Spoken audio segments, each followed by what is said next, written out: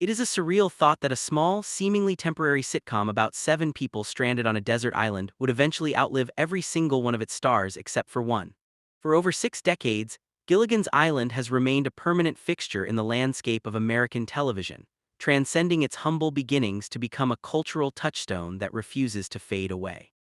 While the world watched the series grow into a legend, the cast members themselves were living their own very human, often complicated lives outside of their iconic roles.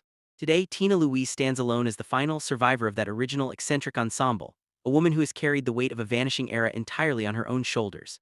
This is the story of a life lived in the shadow of a phenomenon, the pursuit of artistic validation, and the quiet dignity of a final witness. The journey began long before the island was ever conceived, rooted in the ambitious dreams of a young woman who viewed acting as a sacred craft rather than a path to mere television celebrity.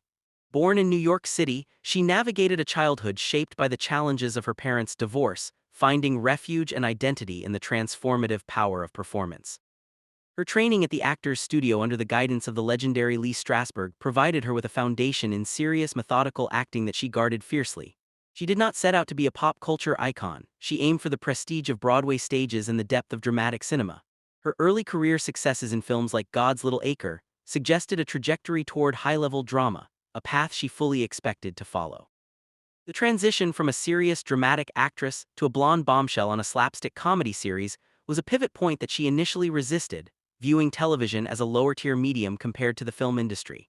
She was enticed by producers who were desperate to find the perfect Ginger Grant, a role that was originally envisioned as far less glamorous than the persona that eventually captivated millions. It is one of the great ironies of Hollywood that she took the job based on the belief, or perhaps the hope, that the series would be a short-lived commitment. She saw it as a temporary detour, a way to collect a paycheck before returning to the serious, character-driven work she truly valued. She had no idea that she was stepping into a role that would define her public identity for the rest of her natural life. As the show exploded into a massive success, the tension between the actress and her character began to grow, creating a complex internal narrative for Louise. She found herself at odds with the writing, which often leaned into the superficial tropes of the time, portraying Ginger as a hollow, flirtatious caricature. For a woman who had trained under the most rigorous standards of the Actors Studio, this was a difficult pill to swallow. She wasn't just playing a character, she was being typecast in a way that threatened to obscure her real talent. Despite this, she eventually found a way to bridge the gap, bringing enough sharp comedic timing and charisma to the role to make it her own, even while she harbored a deep-seated desire to be recognized for something more substantial. The true conflict, however, arrived when the show entered syndication and its popularity began to skyrocket long after production had concluded. While other cast members found comfort and career longevity in their Gilligan's Island personas, Louise felt the walls of the character closing in on her. She watched as her identity was subsumed by the image of a maroon movie star, and she responded by distancing herself from the reunion projects that became so central to the lives of her former co-stars. To the public and to tabloids, this choice was frequently misinterpreted as bitterness or a rejection of the show itself. In reality, it was a desperate human attempt to keep her own professional soul intact in an industry that wanted nothing more than to keep her on that island. The passing of time brought a somber, inevitable rhythm to the cast, as the vibrant, laughing figures who defined a generation began to depart.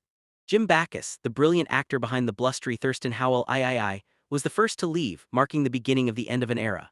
His loss was a stark reminder that even the most immortal-seeming television figures were subject to the same human fragility as the rest of us. Louise, watching from a distance, saw her professional peers, people with whom she had shared so many hours of frustration, growth, and eventually historical success, slowly fade into memory. Each funeral was a new layer of isolation, placing her in a position of increasing solitude as the only one left to recount the stories that belonged to the group.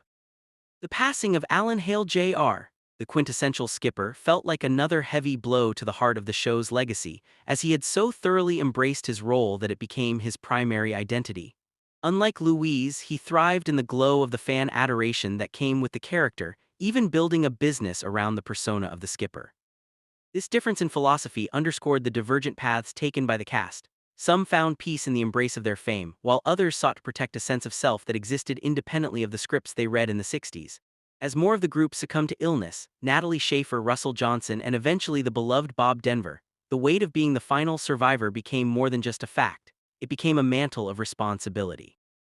Death of Dawn Wells, the sweet and grounded Mary Ann, served as a profound emotional earthquake for the series' fanbase, as she had been the most vocal and active ambassador for their shared history. The contrast between her public struggles and the joy she brought millions was a deeply humanizing detail that forced the public to look past the sitcom image. For Tina Louise, the loss of Wells meant that the last person who truly understood the specific, lived experience of being a castaway was gone. The transition from being part of a team to being the lone survivor is a unique, quiet tragedy that most people never have to navigate. She now stands as the final repository of the memories that define a major chunk of 20th century television history. As she entered her 90s, the public perception of Tina Louise began to undergo a quiet transformation, shifting from a focus on her past resistance to an appreciation for her endurance. Her rare public appearances are no longer viewed through the lens of controversy, but rather with a sense of reverence for someone who has witnessed the entire arc of a cultural phenomenon. She has reached a place of acceptance, where the tension between her dramatic aspirations and the reality of Ginger Grant has largely dissolved into a reflective, peaceful outlook. It is a rare and dignified evolution, showing a woman who has finally made peace with the long, winding road of her own career. She is no longer fighting the role, she is simply living her life. Beyond the cameras and the syndication deals, the later life of Tina Louise offers a poignant window into who she is when the spotlight isn't shining. Her commitment to working as a reading tutor at a public school in Manhattan is a detail that speaks volumes about her desire for connection and substance. In those classrooms, she was not the glamorous movie star. She was simply a person helping a child learn to read, a testament to her character that far outweighs any sitcom credits. This chapter of her life is the antithesis of the Hollywood image, grounded in the quiet, noble labor of helping the next generation. It is perhaps the most authentic piece of her life, stripped of all the artifice that once defined her public image. In the streaming age, Gilligan's Island continues to find new audiences, meaning that the character of Ginger Grant is being discovered by children who were born decades after the show ended. For them, Louise is a vibrant, young, and beautiful star, forever trapped in a moment of eternal sunny television perfection. For the real-life Tina Louise, the passage of time is vastly different. She is a woman in her 90s, watching the world change while the ghost of her younger self stays young on a screen. This duality is the strange, almost philosophical reality of modern fame. She lives in the present while her shadow moves perpetually in the past, an experience that is as profound as it is isolating. There is a lesson in the way she has navigated her final years, a lesson about the difference between being defined by work and being defined by character. Many actors spend their twilight years desperately trying to reclaim the fame of their youth, attending conventions and signing autographs in hopes of keeping the memory alive. Louise took a different path, choosing a more solitary, contemplative life that allowed her to evolve beyond the constraints of a single character. By stepping back from the limelight, she regained a measure of privacy and control that many stars never find. It is a powerful example of how to survive the machinery of fame by choosing to participate in it only on one's own terms. The tragic beauty of her story lies in the fact that while she spent so much of her life trying to escape the island, she eventually became its sole, final gatekeeper. When she eventually passes, the last direct link to that production will be severed, turning the actors into pure history.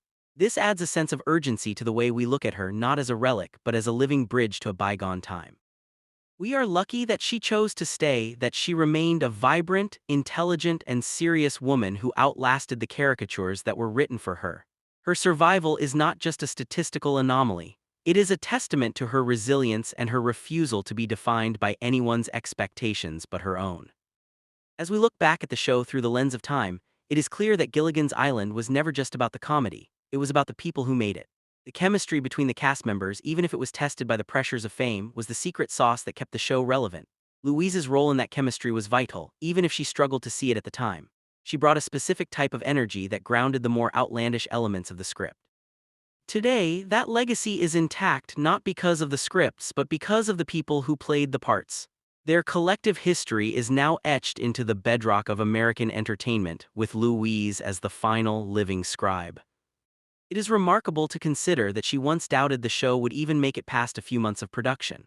The industry is full of projects that were expected to be hits and failed, and projects that were expected to fail and became monumental. Gilligan's Island defied every expectation, largely because it tapped into a universal desire for escapism that never really goes away. While the production might have felt like a goofy sitcom to a serious young actress in the 60s, it became a sanctuary for the audience.